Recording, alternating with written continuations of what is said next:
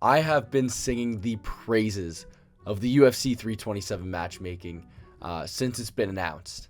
And for the most part, it lived up to the hype. A lot of finishes, and even in some of the decisions, it was super entertaining. So we'll be going over the main card and some of the other fights I'd love to break down.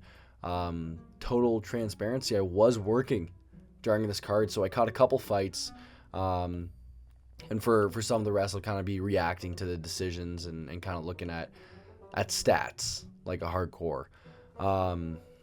We got a new champion, but let's start at the bottom. Cub goes out on top. This was his retirement fight.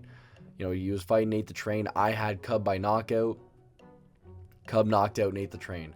I was looking out on an app and said Cub was dominating him, and I was working, and I was like, oh my god, I gotta get this on, and then all of a sudden it was over. I think he knocked him down twice in this fight, I want to say. Knocked him down twice, finished him the second time. What a way for Cub to go out. The last active fighter in the UFC that also fought in the WEC. I was a tadpole when that was around, so that's it's kind of crazy.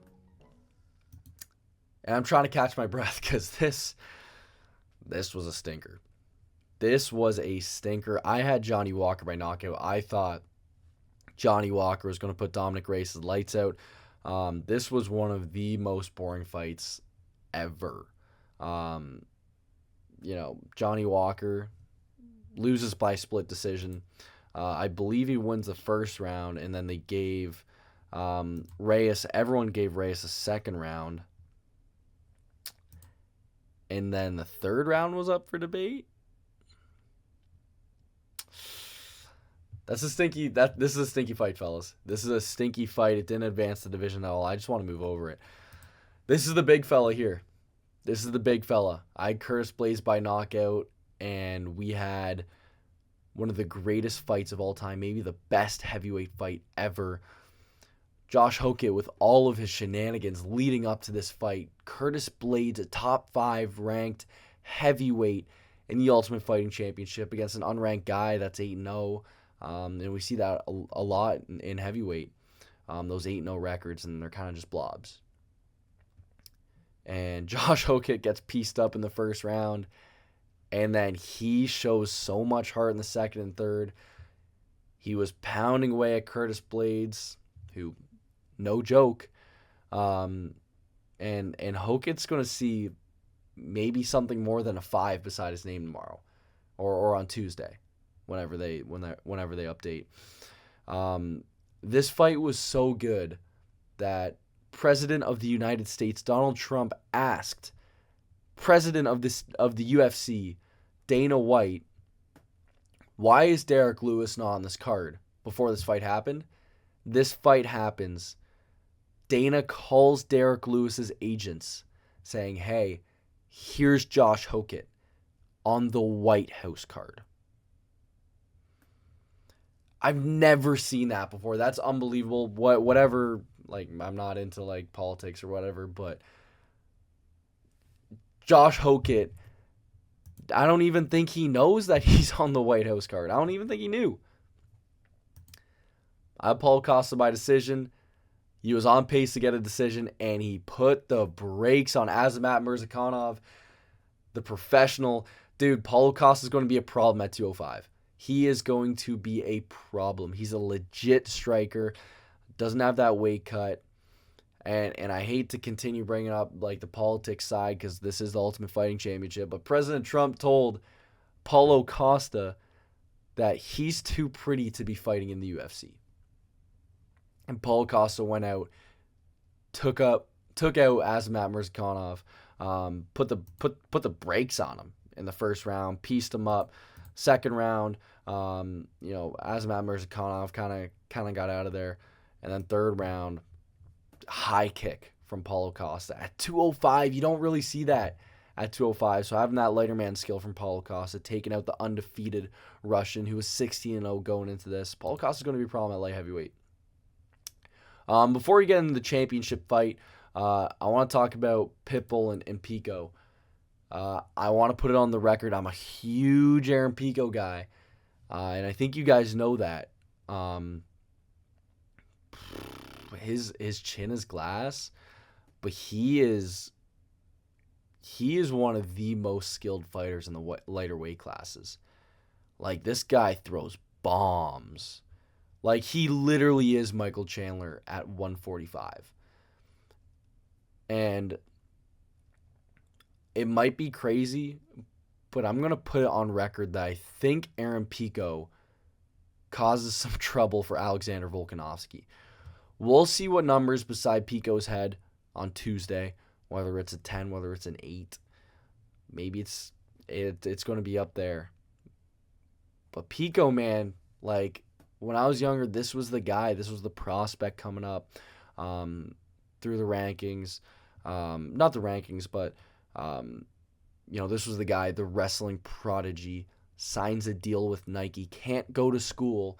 He was beating national champions in high school. Before NIL, couldn't go to school, signs with Nike, signs immediately with Bellator, gets knocked out in his first professional fight, and kind of goes on a tear. He's got a lot to learn. He's got an absolute glass chin, where I was a little bit worried a couple times in this fight, but man, he's nasty. Aaron Pico's nasty, so I'm in on that.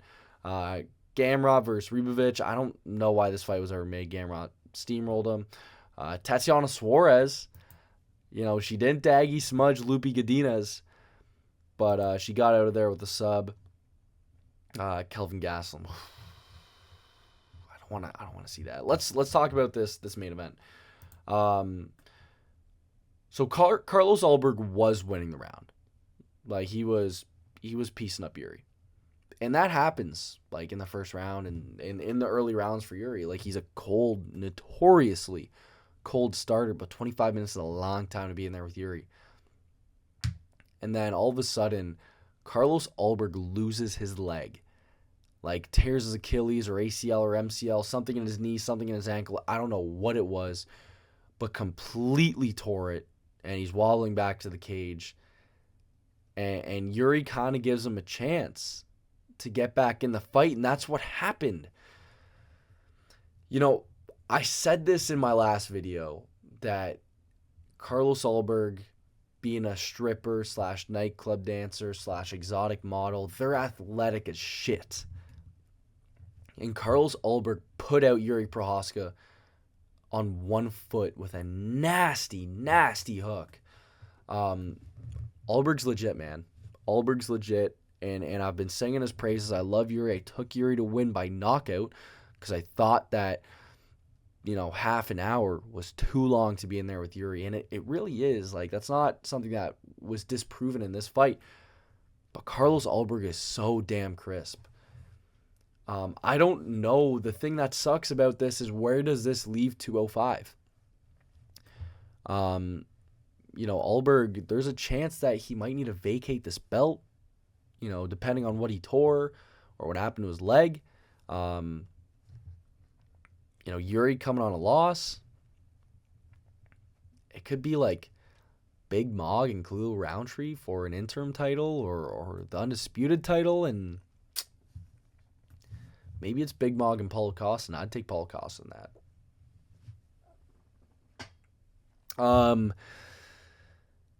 Anyways, let's go over what I got right on this card. I had Radke, I had Gastelum, so I'm 1-1. Padilla, that doesn't fight, that doesn't count. Suarez 2-1, 3-1, 4-1, 5-1, 6-1, 6-2, 6-3, 7-3, 7-4 on the card. Not great. I started off hot. But it happens. This was an excellent card, and I'm going to have to rewatch the whole thing because I did miss bits and pieces of this. Anyways, hope you guys enjoyed. This might be the first reaction you're seeing to this. So we're going to keep doing that stuff. Anyways, enjoy the rest of your night or afternoon, and we'll talk soon.